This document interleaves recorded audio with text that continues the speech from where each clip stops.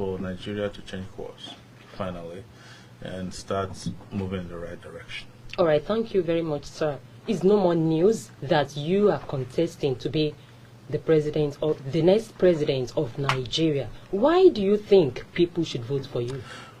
Well, it's not that I think people should vote for me. It has become compulsory that people vote right this time around. I have witnessed politics for the better part of the last 40 or so years of my life, and participated actively as an activist for 30 solid years.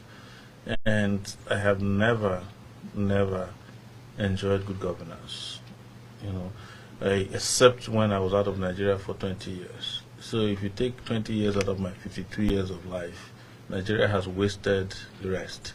And the story is the same for a lot of people across this country. Young people who are students who have to spend 9 months at home, women who are pregnant who have to, choose between death and safe delivery or some form of delivery, children who die in large numbers before they reach the age of 5, and the general problem of insecurity in the country and the lack of leadership is why you must vote differently this time around, and that you can't afford to be unconcerned. And you see the reason why they introduced some very difficult monetary policy towards election is because voting is so important. They have to stop you. And most importantly, let me just send it out there that I have a sense of entitlement, and I won't deny it. That, I think it's time for Ondo State people to produce the president of Nigeria, because we provide all the paperwork for Nigeria. We're always the people they consult for economic advice, because of course we go to school and we're brilliant people. When they want to fight, they send us to go and do it because we are stubborn people. But we haven't, to the best of my knowledge, in recent times produced a president for Nigeria. So that's my own sense of entitlement. Okay, I'm still going to that stubbornness which you mentioned, but what do you want to do to make a difference?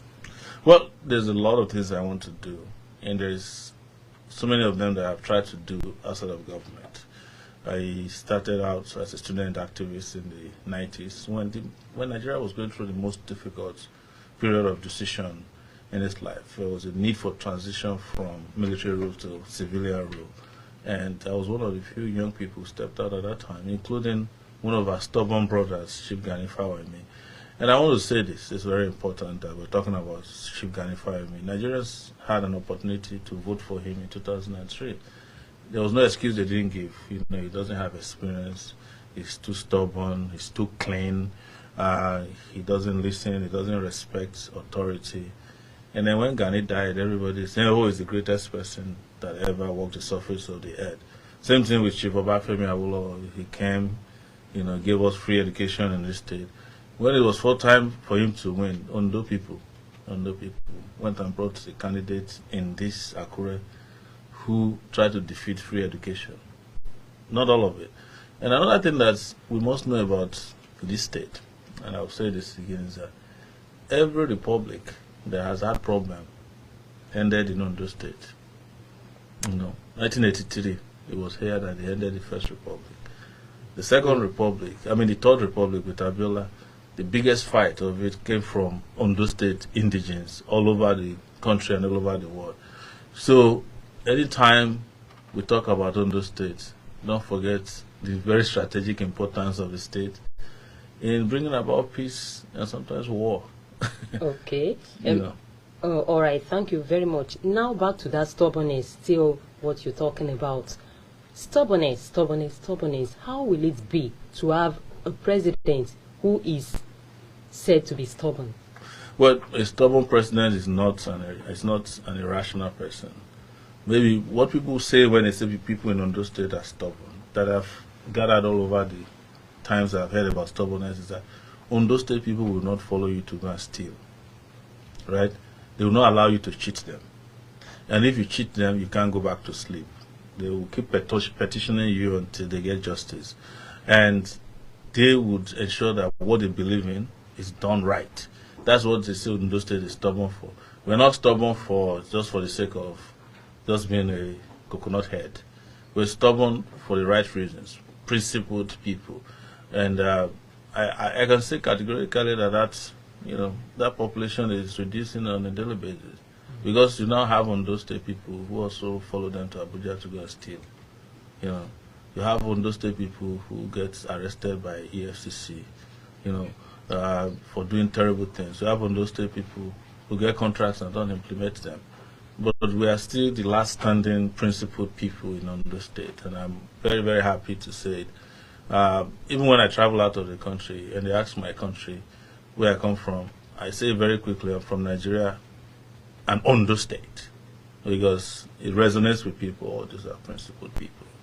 Okay, thank you very much. Do you have trust in the techniques, the principles, and the gadgets INEC will be using?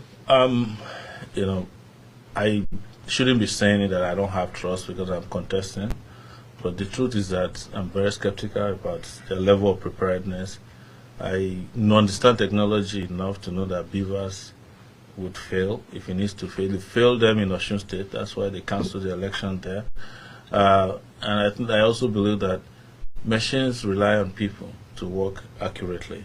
So you can have the best computers in the world. If it touches the hand of a corrupt person, the outcome will be corrupted. All right, it's very common for Nigerians to always complain after a government. They will still say, oh, the former government is better. So do you think if you, peradventure, win this election, will yours be better, or people will start complaining again that the former one is better?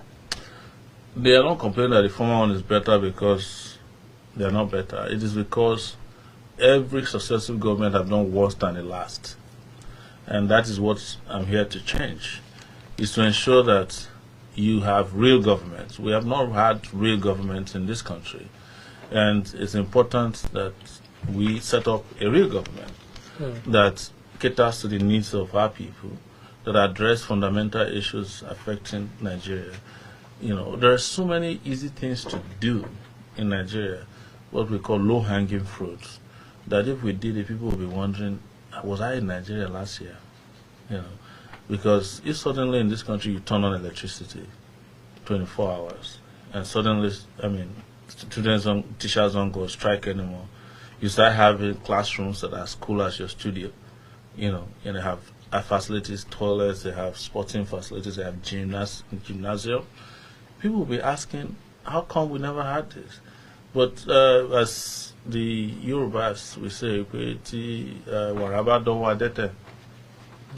which is to say that if a person is afflicted with leprosy holds a bottle of honey, it's bound to fall off. And I'm not saying this to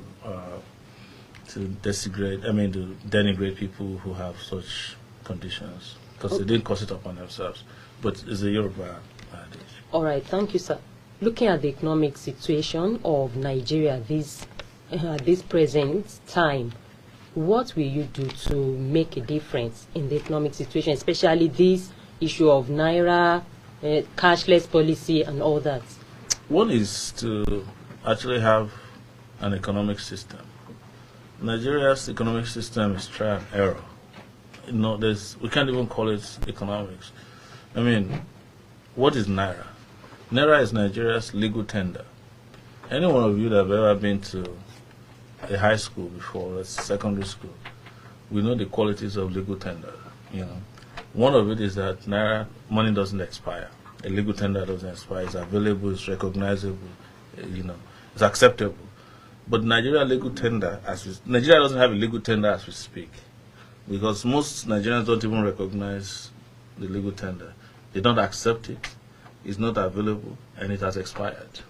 So what they did is usually what people who have no sense would do, is to go and change a currency and claim you are redesigning it without actually redesigning. You just went to Instagram or Snapchat and filtered it, and then you pour dye on it, and then people can't find it. And you are telling them that, oh, it is because we don't want corrupt politicians to buy votes. So the corrupt politicians then took out all the first set of monies you printed, 400 billion. It's with them as we speak. Are you so sure of that? Yes, because majority of the major candidates, as they call them, they all have banks.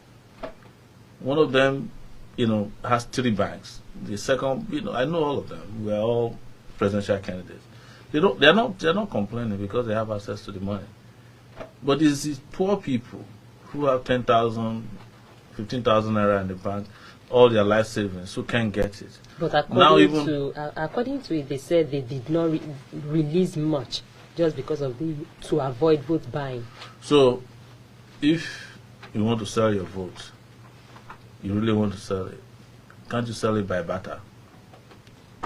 Somebody gives you yam in place of votes, won't you take it if you're hungry? This is the most ridiculous argument I've ever heard in my life. Can't I give you my phone to buy a vote? Not you deposit other things to buy. But most importantly, it is now that it is easy to buy votes because there's no money. So any little money you have now, what used to cost $10,000, 10,000 naira to buy, now will cost you 1,000 naira. People will gladly sell at 500 because they are looking for money. Money is not available. That's why you don't put carpenters to run the central bank. Okay, thank you, sir. Because of our time is fast spent. What do you have to say on the final notes to Ondo State people? Yes. Well, I'm sure hearing me, Ondo State people can tell that that's the voice of an Ondo person, Ondo State person. I'm not Ondo town. Joe Apoy from the southern tip of Ondo State. I'm calling on the people of Ondo State to do what is right, what they are known for, which is voting right. They are the only people who go to war where you cheat them during the election because they always vote right and they don't allow you to take away their right to vote for the right person. This is the state that voted for Ajashin that gave me education. So it has always been that you have very principled people, and we call on the principled people of Ondo State who may not have been voting because they no longer trust the system of democracy, to come out en masse and vote for this young person that is talking today on your show.